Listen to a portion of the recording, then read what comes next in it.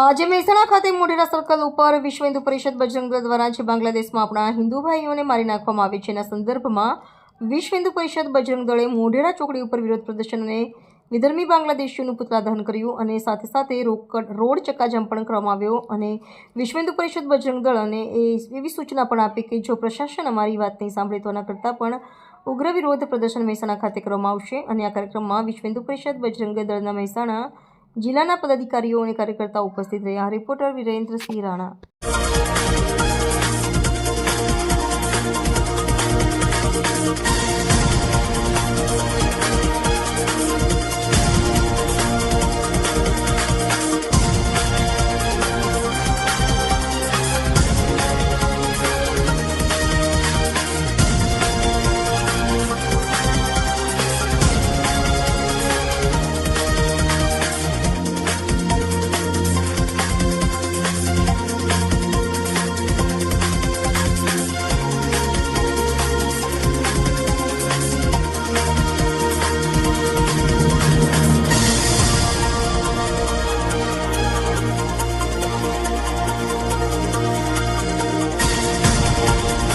વાત કરવા જઈએ તો બાંગ્લાદેશની અંદર જે યુનિટ સરકાર ચાલી રહી છે એ પોતાની મનમાની કરી રહી છે.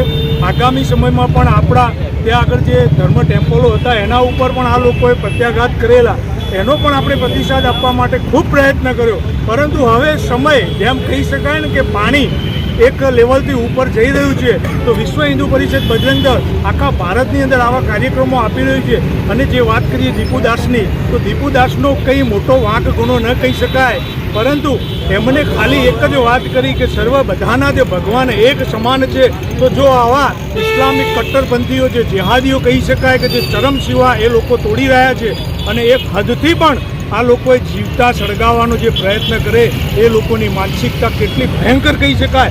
એ જ માનસિકતા ભારત દેશની અંદર જો ના આવે એના માટે પણ અહીંયા જે પણ સરકારશ્રીને પણ અમે રજૂઆત કરવા માગીએ છીએ. જેટલા પણ બાંગ્લાદેશીઓ અહીંયા વસી રહ્યા છે એ બાંગ્લાદેશીઓને ઝડપીમાં ઝડપી અહીંથી બહાર કરવામાં આવે અને જે લોકો પણ અહીંયા કાયદેસર વિઝા મેળવીને આવ્યા છે તો જો એ લોકોની પણ આવી જો ઇસ્લામિક કટ્ટરપંથી એમની પોતાનો સ્વભાવ બની રહ્યો, અહીંયા આજે જોઈએ તો ડૉક્ટરો પણ આજે એક આ લેવલે જઈ રહ્યા છે. તો અમે વિશ્વ હિન્દુ પરિષદ જો સરકાર સંભાળી નહીં જાગે તો આજે પણ અમે ભયંકર કાર્યક્રમ આપવા જઈ રહ્યા છીએ, આના પછીનો બીજો પણ. અને જો સરકારને પણ અમે જગાડવાનું કામ કરશું અને જો સરકાર આ જો કાર્ય નહીં કરે તો કદાચ અમે એવું માનીએ છીએ કે કાયદા કાનૂન અત્યાર સુધી અમે અમારા માથા ઉપર રાખીને ચાલ્યા છીએ, પરંતુ આ કાયદાને તોડી અને અમારે હાથ ઉપર ન લેવો પડે તો સરકાર સંભાળી જાગે એવી અમારી સરકારશ્રીને પણ પ્રાર્થના છે. જય શ્રી રામ.